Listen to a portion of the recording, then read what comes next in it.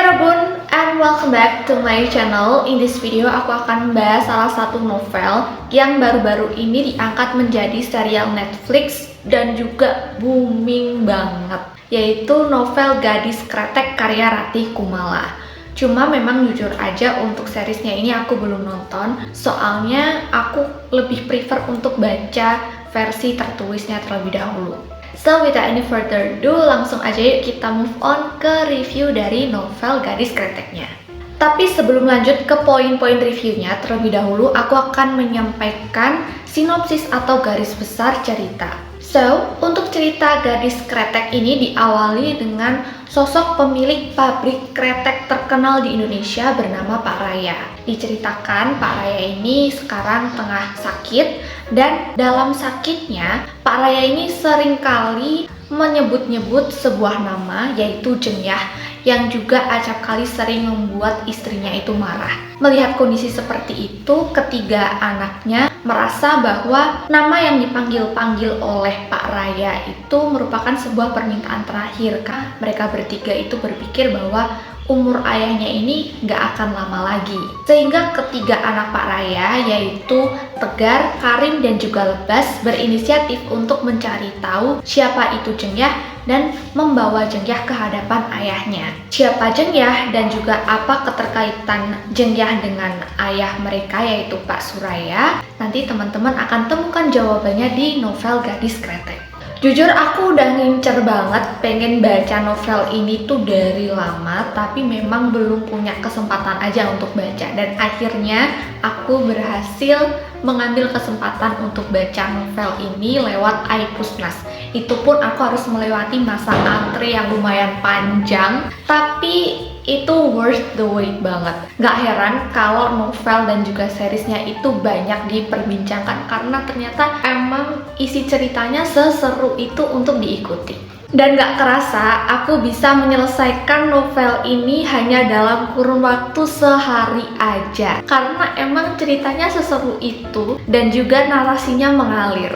Sebenarnya ya, menurut aku pribadi, untuk novel ini tuh setiap babnya bukan tipe-tipe yang bikin pembaca jadi penasaran gitu, tetapi di dalamnya seperti ada kekuatan narasi yang mampu menyihir pembaca untuk tetap betah dan enggan berhenti ketika membacanya. Memang di sini alur ceritanya seru banget sih. Kita mengikuti tiga bersaudara tadi untuk mencari tahu informasi dan juga keberadaan Jengyah, apalagi dibalut dengan perbedaan karakter dan juga kepribadian dari tiga bersaudara tadi. Itu turut memberikan warna yang berbeda juga di dalam novel ini. Terutama untuk tokoh Lebas yang menurut aku cukup stand out karena dia ini cukup nyentrik di antara kedua kakaknya. Dia ceplas-ceplos, kemudian sosoknya juga lumayan humoris, sehingga di sini ketika bagian scene-nya Lebas, kemudian dialog-dialognya Lebas, itu lumayan menghibur bagi pembaca.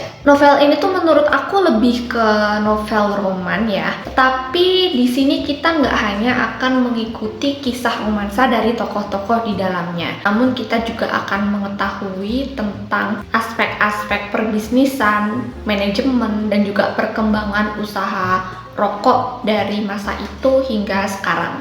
Dan aku yakin banget kalau penulis itu pasti melakukan riset secara mendalam, karena aku ini kan tinggal di kota Tembakau yang kebetulan kota itu disebutkan di dalam novel ini. Nah, di situ penulis banyak memasukkan istilah-istilah tentang dunia pertembakauan yang juga banyak sekali dijumpai di sini dan memang ada.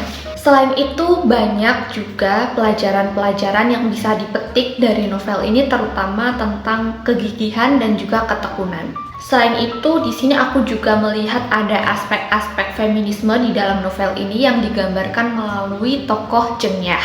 Karena meskipun Jengyah ini merupakan seorang wanita, tapi dia itu adalah sosok wanita yang cerdas, penuh perhitungan, pertimbangan, bijaksana, dan juga tangguh.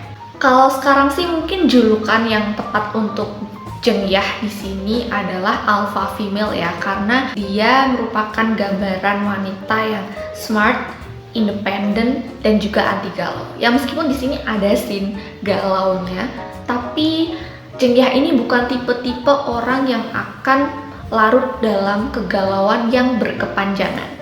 Oh ya, untuk alurnya sendiri di sini tergolong cepat, plot twistnya juga lumayan, dan ending ceritanya pun clear.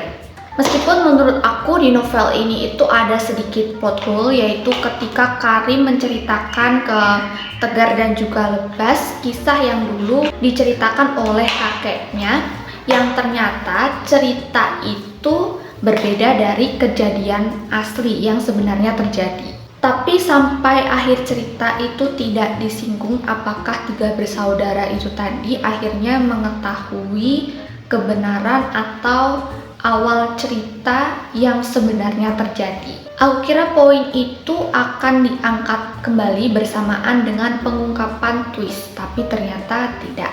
But it's okay, it's not a big deal. Kemudian kekurangan minor lainnya di buku ini adalah masih ada beberapa typo dan juga susunan kata yang kurang enak dibaca. Kemudian di buku ini kan juga ada beberapa penggunaan dialog berbahasa Jawa.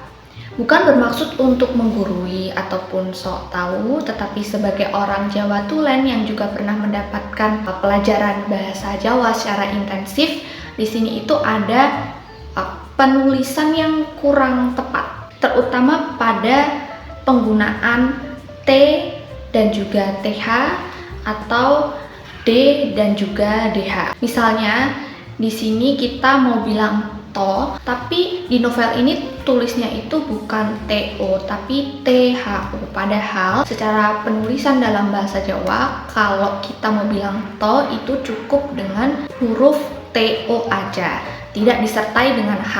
Karena jika disertai dengan H yaitu THO itu nanti bacanya bukan to lagi tapi to. Itu berkaitan dengan aksara Jawanya yang juga berbeda. Seperti ini.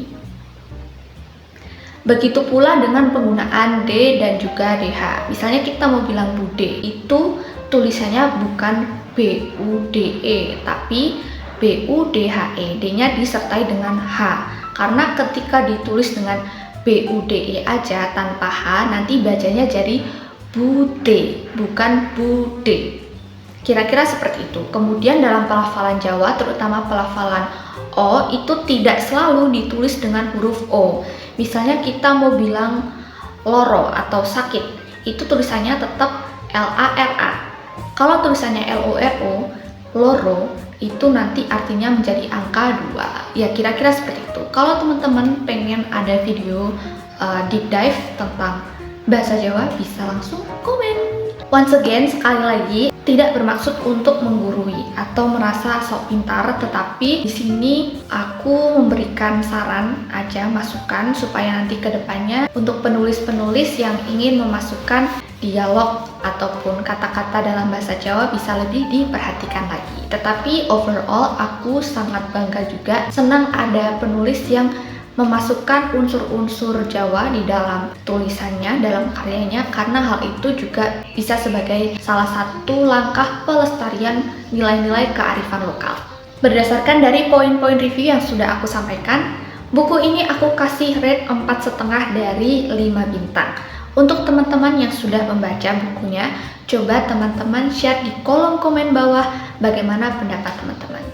And I think that's all for today's video. Terima kasih buat teman-teman yang sudah menonton videonya sampai akhir.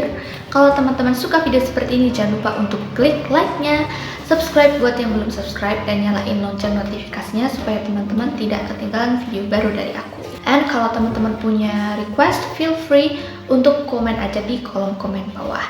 And I'll see you guys on my next video. Annyeong!